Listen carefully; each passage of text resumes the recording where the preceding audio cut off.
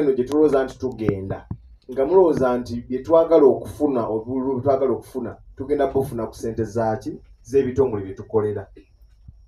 I know of one council gye sigenda ku mentioninga abaali baganye n'oyisa budget naye nga batudde ne tawunikirako waabwe bamugamba one of the councils zendirida waba speakers nga bamugambye nti ffe eza kwota yonna zituwe tugenda mu kalulu abantu nga tebafuddeeyo ku nguudo naye bo bagamba ffe tugenda tuwe eki. Njagala kusaba bannabyabufuzi ssente ze tubadde tukuŋŋaanya ze tuba tukozesa okusaba obuki obululu tuleme kunyiga abantu bano kujja ne we batayina nti twagala ssente tetujja kukola kino twagala ssente. I want to request you, I'm a leader of speakers and I've seen this. Abantu ne bagala tetujja kujja one of the councils around Mukono naye ogenda owulira nga batudde ku tawunikiraka bamugamba ffe twagala ssente tugenda mu ki oba ogenda mu kalulu genda mu ku resources ze wategeka ki muve ku ssente z'abalonzi baffe muve ku ssente z'abayi b'omusolo zisigale nga zikola ki. Era njagala mmwe abali eyo mututeekeko ku nninga kati bwe mulaba tetulina kye tukola mujje kuba kati ez'enguudo saawa zino councils si wano councils kati bagamba ti enguudo soko bireke ffe tugenda soko zituwe. You have the right to get services up to May next year. Awo tugende bulungi ssente zammwe zisooke zikola emirimu gyammwe. I know councils kati ezisinga kye zikola muwanika kumunyiga tawunikiraka kumunyiga tuwe ssente tugenda mu ki banaye tusooke tuweereza abantu baffe leave our people's money. Council teziri wala zenjogerako mwabiwulira oli n'atula n'agamba tawunikiraka eza kwota yonna muzituwe tetujja kujja paka nga muzituwadde.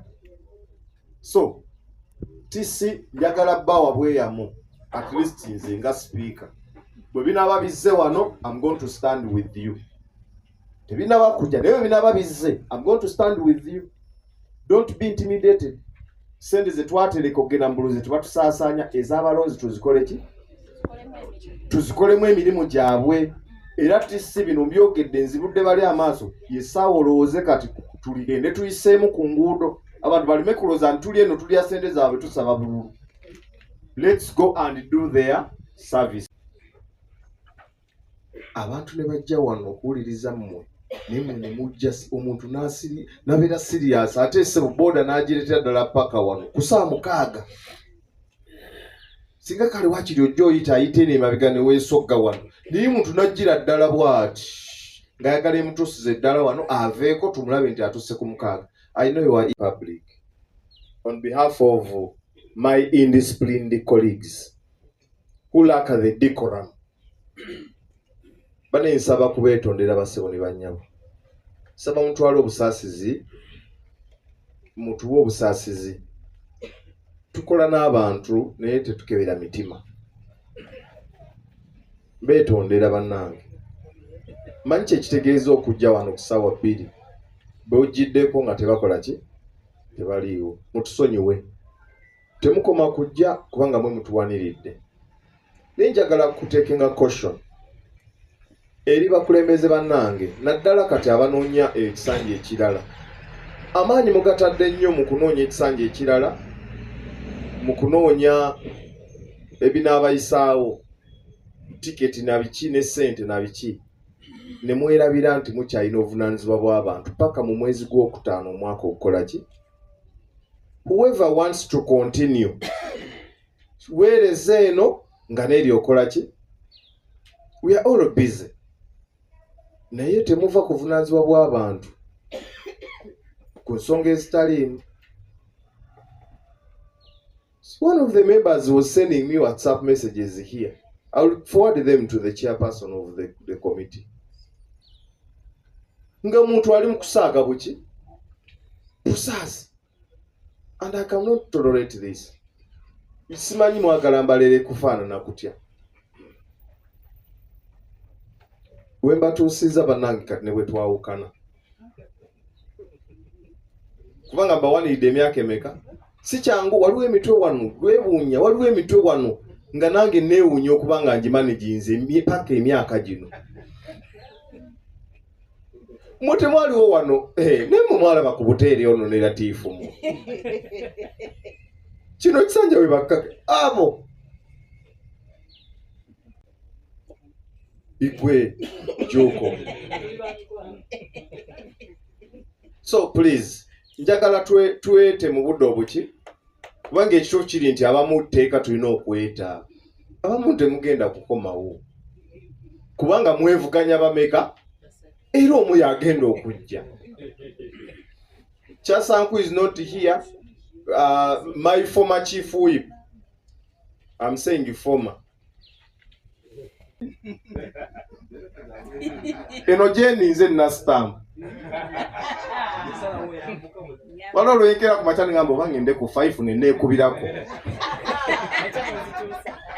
Enchane ngamba ne member of parliament afune ebibiri neneterako. Katwale nagambe niyo bwa meya babutulako nga tutula era nene kubirako. Kati nempapulanga nnya. Lwendi sala lwenkola ki? Anyway, tuba tulaninga councils. Tutanya bo mateeka omuntu okuyingira ekibiina kyakola ki? That is under the Constitution of Uganda, the principle freedom of association.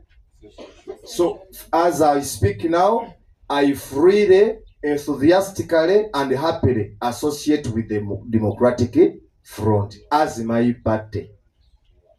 So honorable chief whip nkwebaza mwebale nnyo ebbanga limunkuumye naye munzikirize katika ngendeko eno mbeereko na bano tutegeraganya esagala obeere ng'ogamba ayimiriddewo awaki era akabonero kange bwe naba akwesimbawo ka muti. So wano nawe tuli kabonero ka Democratic Front. We are conserving environment. That was not part of the communication, but because Honorable Tebiasa was wondering why I call him a past leader, but then no clarifying amkamange. Era kati baluwa zoyita bano tompa. Pozo mpako copy kumanyanga speaker mwenti wabayise nenze sikyajja kuba kati ndiwa ndi mu kintu kyeri ate ndi omu ku babedde eri mu bakitegeerera. Kale bane bamawuli babadde batudde olwogedde ebyo ne bayimuka. Next item is item. Now, I want to guide on this. Bwe babanga kumwe tewali gwe badevunaanyizibwa tuwetantala wali.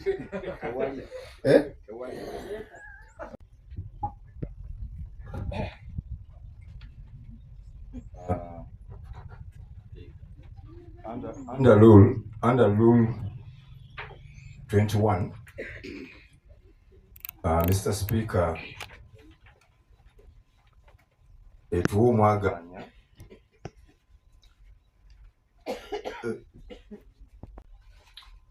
motions kubanga imayikotwanene ebukabuka.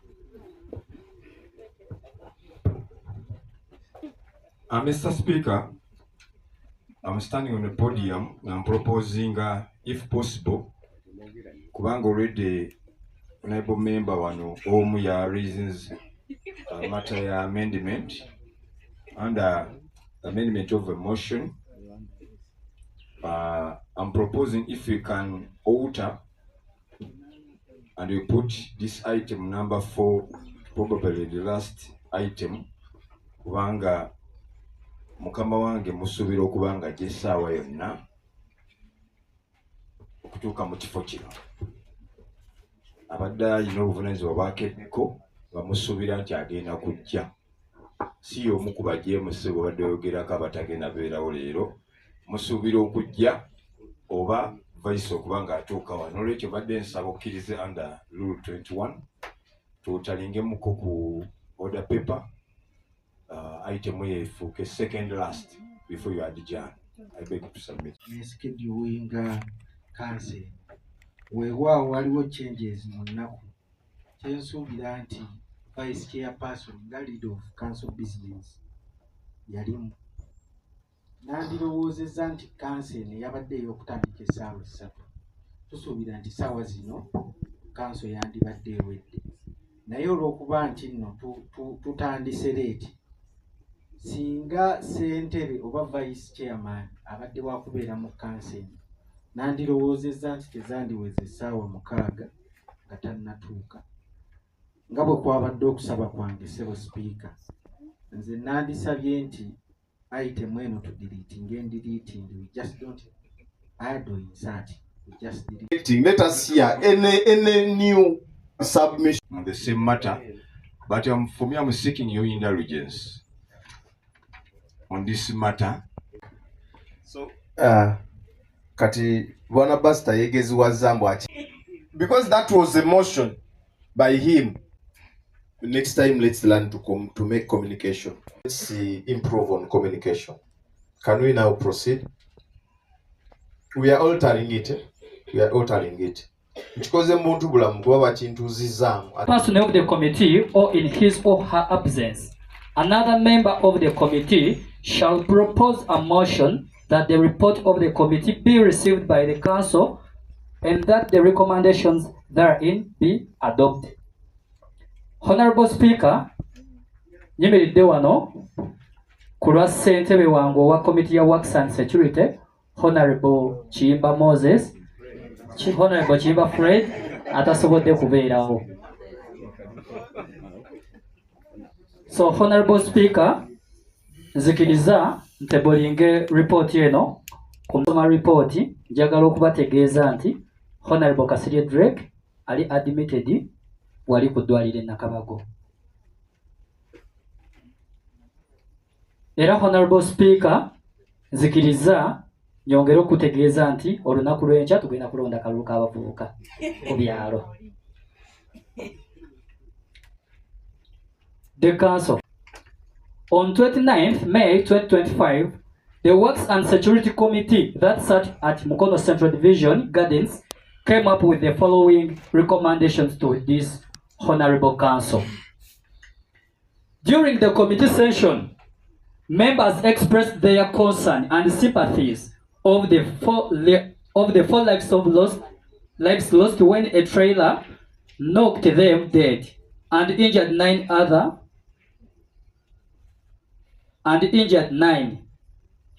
That was Namirathoni, Katutsi Road Junction.